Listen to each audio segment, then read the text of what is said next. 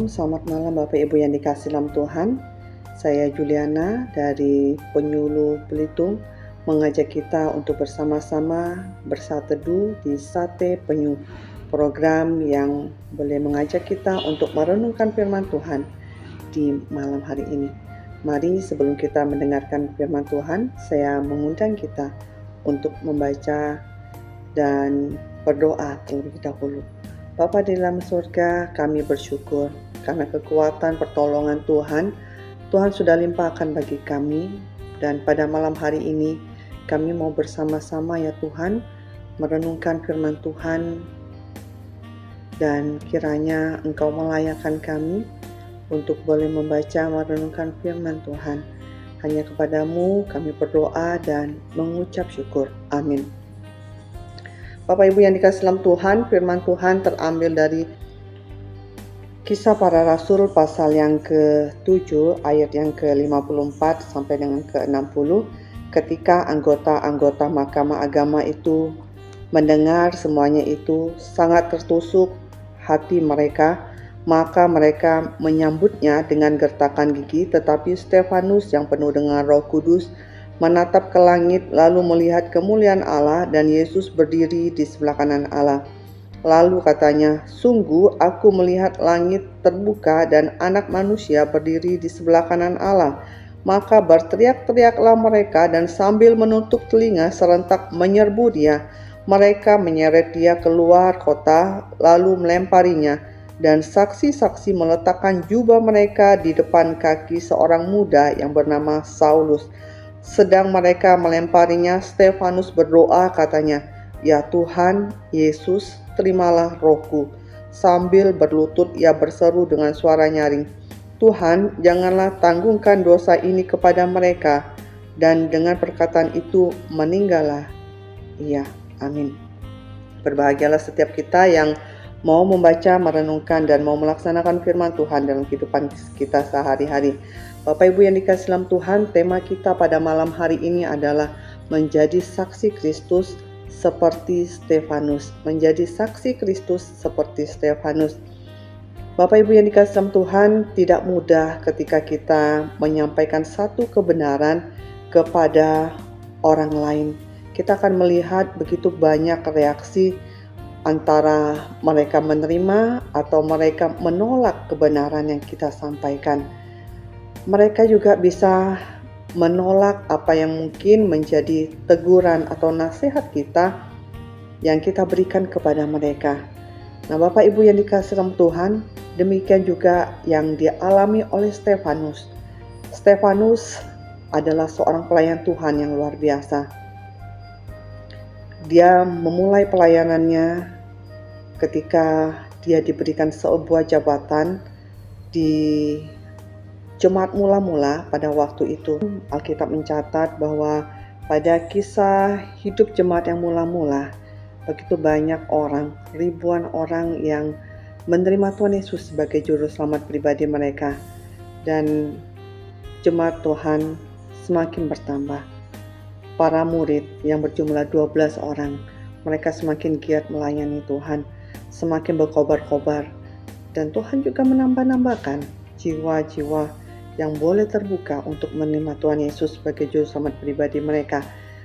Dan Bapak Ibu yang dikasihi dalam Tuhan, ada jemaat-jemaat yang sudah lama, yang mungkin terlebih dahulu menerima Tuhan Yesus sebagai juru selamat pribadi mereka.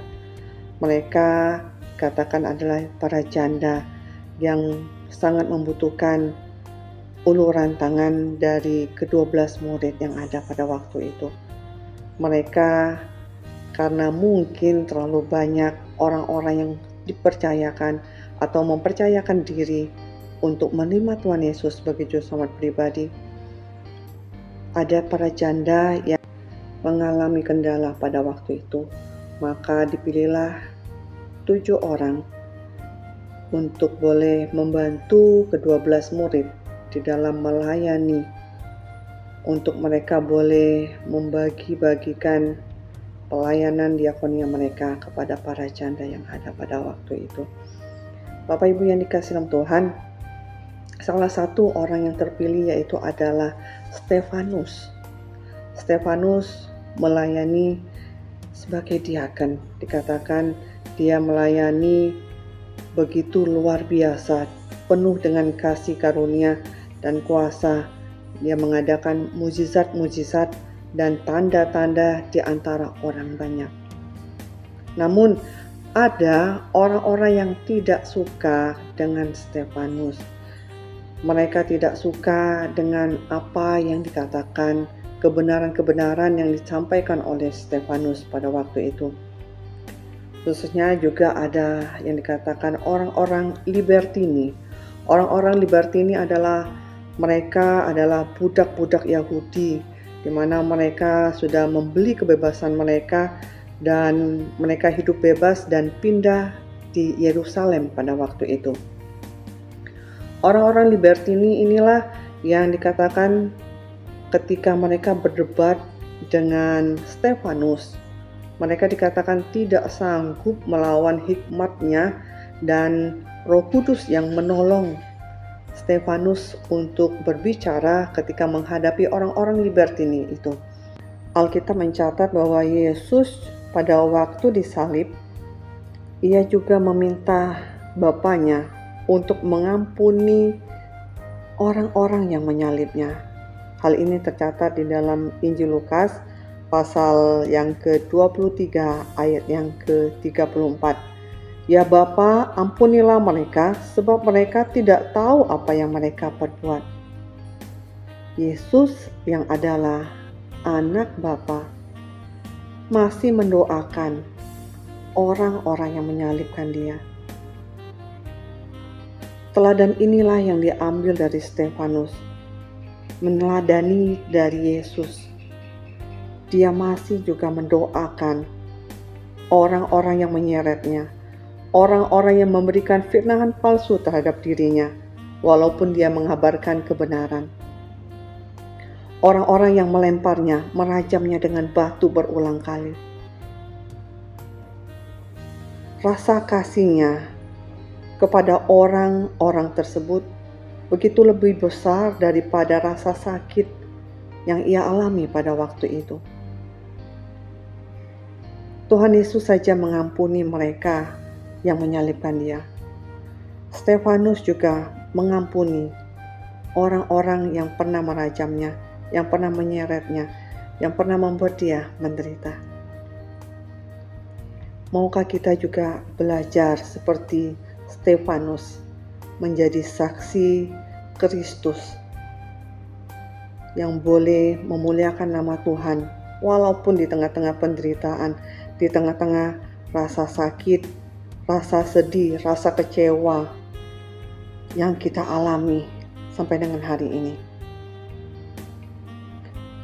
Marilah kita memberikan kesempatan kepada Tuhan untuk boleh Tuhan mengubah hati mereka, orang-orang yang pernah menyakiti hati kita, orang-orang yang pernah membuat kita mungkin menangis, membuat kita marah, kecewa. Ingatlah, jangan melepaskan balas dendam kita, karena itu akan menghasilkan dosa yang menghasilkan dosa. Bapak Ibu yang dikasihi dalam Tuhan, berilah kesempatan untuk Tuhan boleh mengubah hati mereka. Bapak Ibu yang dikasihi dalam Tuhan, marilah kita ingat bahwa firman Tuhan ini boleh mengingatkan kita untuk memberikan pengampunan kepada orang-orang yang pernah menyakiti hati kita. Mendoakan mereka adalah sesuatu yang baik. Dan ingatlah, setiap kita yang sudah percaya kepada Tuhan, bukankah kita juga adalah orang-orang yang sudah terlebih dahulu menerima pengampunan dari Tuhan Yesus? Bapak Ibu yang dikasihi dalam Tuhan, kiranya firman Tuhan pada malam hari ini boleh menjadi berkat dan menjadi bagian di dalam hidup kita. Mari kita akan masuk di dalam doa. Tuhan Yesus, kami tahu untuk kami mengampuni orang lain yang pernah menyakiti hati kami tidaklah mudah, tetapi kami mau belajar dan Tuhan mampukan kami untuk kami boleh melepaskan pengampunan bagi mereka, dan meminta Tuhan menolong kami untuk boleh menjamah hati tiap-tiap mereka yang pernah menyakiti hati kami. Kiranya Engkau berbelas kasihan bagi setiap mereka ya Tuhan. Terima kasih ya Tuhan. Tolong kami untuk menjadi saksi Kristus yang boleh memuliakan nama Tuhan seperti Stefanus. Terima kasih Tuhan. Kami bersyukur, kami berdoa di dalam nama Yesus. Amin. Bapak Ibu yang dikasihi dalam Tuhan, selamat malam, selamat beristirahat, Tuhan Yesus memberkati.